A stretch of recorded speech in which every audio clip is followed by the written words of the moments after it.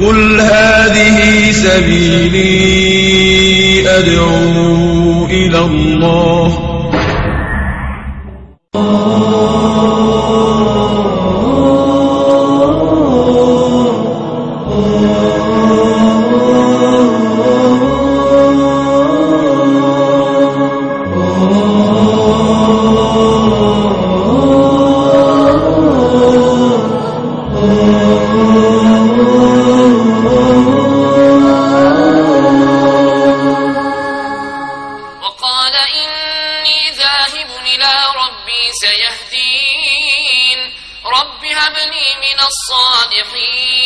فبشرناه بغلام حليم فلما بلغ معه السعي قال يا بني إني أرى في المنام أني أذبحك فانظر ماذا ترى قال يا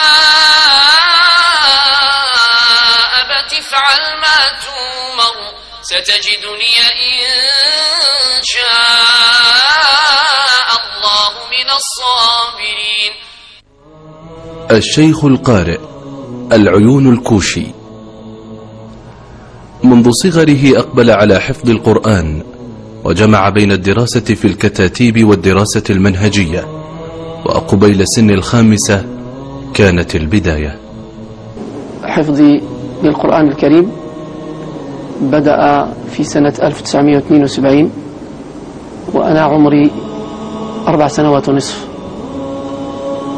فأتى شيخي الجليل جزاه الله خيرا الشيخ مغترف كبور، وهو يعتبر صهري زوج أختي، وكانت مهنته الخياطة، خياطة الجلاليب الرجالية. فذهب بي إلى الكتاب الذي كان يعمل به، فبدأت عنده حفظ القرآن الكريم. فبعد مرور 3 سنوات، يعني لدى وصول سن التمدرس وهو سن 7، أولجوني إلى المدرسة العمومية يعني الحكومية. فبدأت بعون الله وتوفيقه في الدراسة.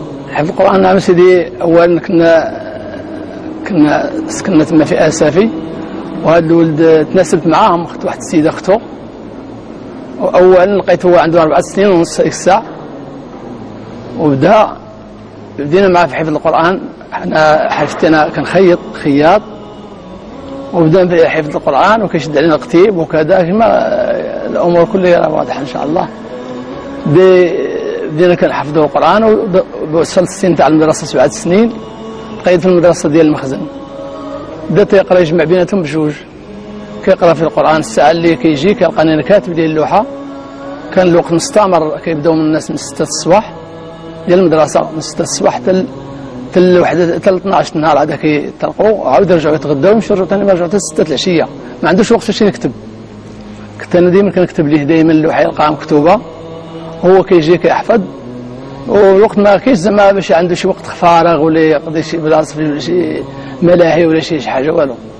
ديما الوقت عنده عامر للمدرسه للجامع، 10 دقائق كندير ليه من المدرسه للجامع. ومستمر، بقى مستمر سيدي فتح الله البصيره الحمد لله. جاب السلكه الاولى والثانيه والثالثه، تقريبا حتى الثالثه عاد وصل الشهاده. العام الاول الشهاده ديال المدرسه، هذيك الساعه حط لوحه عنده 11 عام، ما بقاش كيقرا في اللوحه. حفظ القران عنده 4 سلكات. اول مسابقه عنده كانت في مسجد السنه في الرباط، عنده ديك الساعه 11 عام، اول مسابقه عنده. من ثم هو في الميدان حتى الان ما كتشوفوا الحمد لله الشيء اللي فين وصل. وكنت يعني أجمع بين حفظ القرآن والدراسة حتى وصلت الشهادة الابتدائية، وعمري آنذاك 10 سنوات، فأتممت حينها حفظ القرآن الكريم كاملا، وعمري حوالي 11 سنة و10 سنوات، بين 10 و11 سنة، في سنة 1978. ثم بعد ذلك بدأت في المشاركات الوطنية والدولية في حفظ القرآن الكريم وتجويده وترتيله. فكانت أول مشاركة بمدينة الرباط في أول مباراة وطنية كانت تنظمها وزارة الأوقاف والشؤون الإسلامية. كانت هناك مباريتان في السنة، واحدة في رمضان وأخرى وسط السنة.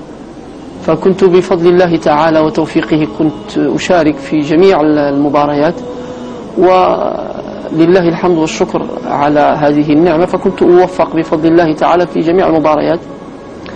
وحتى سنة 1981 عرضت علي المشاركة في مباراة دولية بدولة الكويت الشقيقة، فكنت ولله الحمد من المرشحين لها ومن الفائزين فيها. أعوذ بالله من الشيطان الرجيم. بسم الله الرحمن الرحيم. ما كان على النبي من حرج فيما فرض الله له، سنة الله في الذين خلوا من قبل، وكان أمر الله قدرا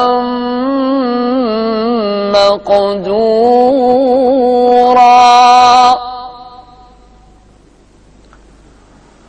الذين يبلغون رسالات الله ويخشونه ولا يخشون أحدا إلا الله،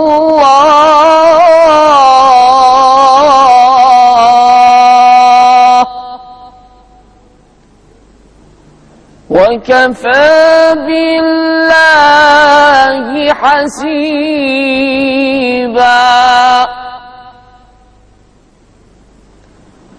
ما كان محمد نبا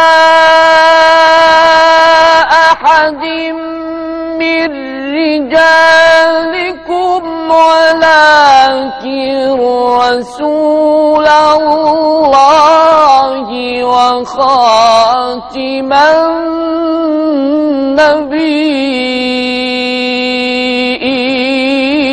النبيين،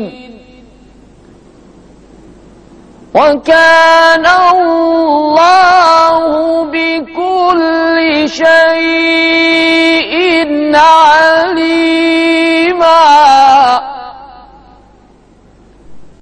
يا أيها الذين آمنوا اذكروا الله ذكرا كثيرا وسبحوه بكرة وأصيلا.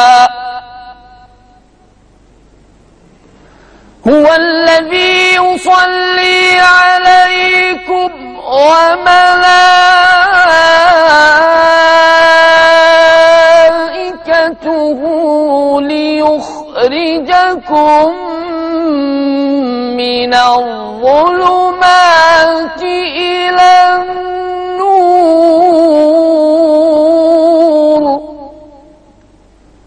وكان بالمؤمنين رحيما.